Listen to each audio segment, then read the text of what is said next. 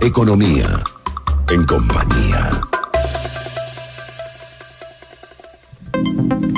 Son las 2:45 de la tarde, seguimos en compañía por la señal de Éxitos. Al principio del programa hablábamos sobre esta reconversión monetaria, esta segunda reconversión monetaria, las dificultades que está trayendo, pero en general el tema económico luce muy complicado en nuestro país, no de ahora, de hace mucho tiempo, pero estas dificultades económicas parecieran siempre agravarse con medidas del gobierno que en teoría deberían de alguna forma pues servir para mejorar en lugar de complicar más la situación. Creo que ninguna medida, por ejemplo, el tema de los incrementos de salario, de sueldo mínimo, siempre le ha echado como un poco más de leña al fuego de la inflación.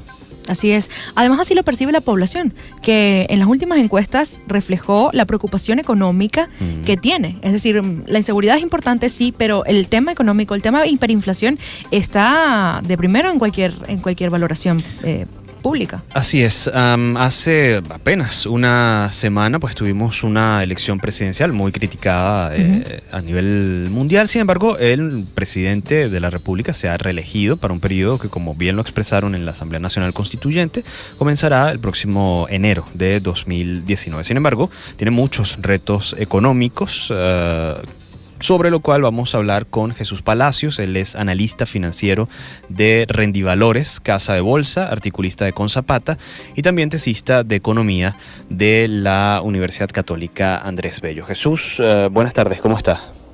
Hola, buenas tardes. Mucho gusto, un placer estar con ustedes la tarde de hoy para conversar sobre los temas económicos de Venezuela hoy en día.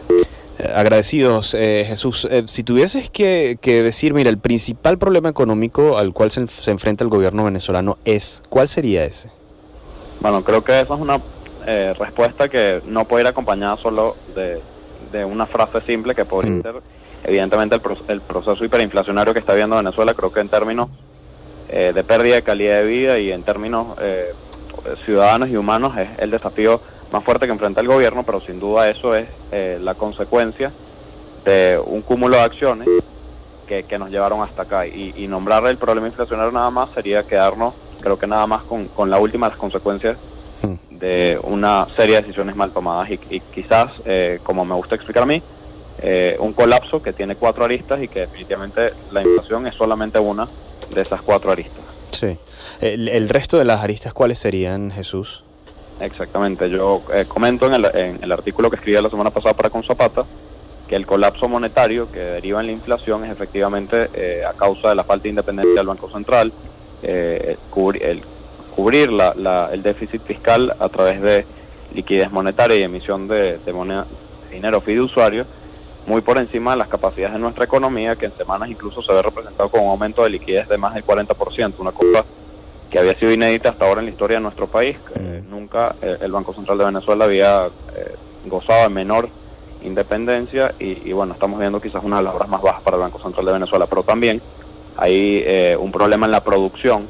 A nivel país, la producción ha caído en los últimos años casi un 50%, esto es en los últimos 4 años, un desastre económico nunca antes visto tampoco en nuestro país. Se traduce en la pérdida del PIB per cápita para los ciudadanos de casi también un 50%, entonces en términos de calidad de vida también el efecto ha sido muy fuerte, pero a su vez la caída de los servicios públicos o la evidente desmejora de los servicios públicos asociados a los bajos costos, a los subsidios, quizás a la no actualización de sus tarifas, también representa una arista más, que sería esta de calidad de vida que comentaba, y sin duda habría que comentar también el colapso de toda nuestra área petrolera, que en los últimos 2 años ha venido cayendo de más de 2.200.000 barriles diarios. Hoy apenas llega al 1,5 millones de barriles diarios, y esto es, bueno, una caída también que nos lleva a la Venezuela de hace más de 30 o 40 años. Conversamos con Jesús Palacios, analista financiero de Rendivalores, casa de bolsa, articulista de Consapata y tesista de economía de la UCAP. Jesús, yo quería preguntarte, parece que sí es viable la recuperación de Venezuela, va a costar, pero es viable. Sin embargo, yo quería preguntarte acerca de qué efectos va a tener la hiperinflación y esta crisis tan profunda en el futuro de la economía venezolana. O sea, ¿qué consecuencias va a tener? Claro, yo pienso exactamente igual que como comentabas, que esta situación, esta coyuntura, evidentemente no tiene que desanimarnos y de hacer pensar que el país es irrecuperable y que no vamos a volver nunca a ser una Venezuela que esboce de crecimiento económico y vuelva a ser considerado un país emergente en todos los sentidos. Realmente un desastre económico de estas magnitudes, cuando ocurre, suele tener también arranques o comienzos muy rápido cuando se toman las medidas correctas. Ujú. Y creo que es evidente que la falta de confianza de inversionistas, lo mismo que comentaba antes de la falta de independencia del Banco Central o la existencia de controles de cambio, controles de precios, tiene la economía en un embudo del que es difícil salir si no se van directamente en dirección contraria en un momento como este. En términos de hiperinflación y de inflación, lo que estamos viviendo los últimos ya 4 años, porque creo que la hiperinflación, como decía, termina siendo la consecuencia de no haber controlado una inflación que ya venía siendo galopante desde el año 2014. El más afectado es el ciudadano, quizás el ciudadano de clase media se va empobreciendo, pero el ciudadano de clase baja, la verdad es que deja de comer y deja de percibir los gastos más esenciales, porque es un tema de que el poder adquisitivo se desploma y se pierde absolutamente. Sí, estamos conversando con el analista financiero Jesús Palacios. Jesús, como tú bien lo indicas, la población, digamos, más golpeada en todo esto, pues son los más desposeídos, los más pobres.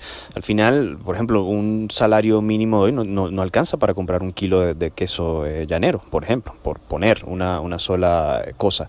Todas las acciones que puedan derivarse de los ajustes vienen precisamente del gobierno. ¿Tú, dentro del análisis, crees que el gobierno en este momento está en una posición de comenzar a hacer lo que tiene que hacer en materia económica para la recuperación? Es decir, de alguna forma, todo lo que ha sucedido en los últimos años está llevando al gobierno a dar un giro, ¿o lo ves obcecado en sus mismas ideas? Bueno, pareciera en las últimas declaraciones del presidente Maduro reconocer nuevamente la gravedad del problema económico. Esto lo ha hecho un sinfín de veces en los últimos 5 años en los que ha gobernado, y la verdad es que las medidas, o por inacción o por omisión de las medidas que él mismo ha mencionado muchas veces en cadena nacional y que al final nunca han sido ejecutadas, terminaron agravando muchísimo el problema. La verdad es que en una situación tan precaria como la actual, yo creo que las medidas son más urgentes que nunca, las reformas son más necesarias que en un momento anterior. Quizás hace 4 años, cuando las pensábamos, eran medidas que se podrían prorrogar unos 3, 6 meses, pero en este momento pareciera que ya es inevitable.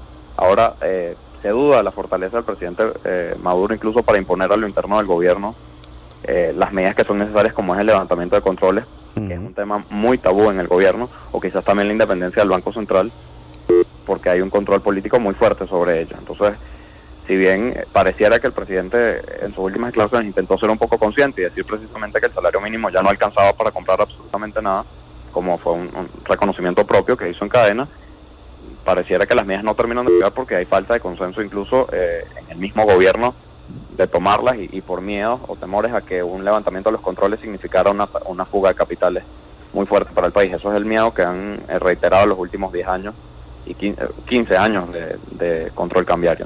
Sí, así es. Jesús, nosotros muy agradecidos de estos minutos. La gente que quiera conocer un poco más acerca de tu trabajo, ¿cómo puede hacer?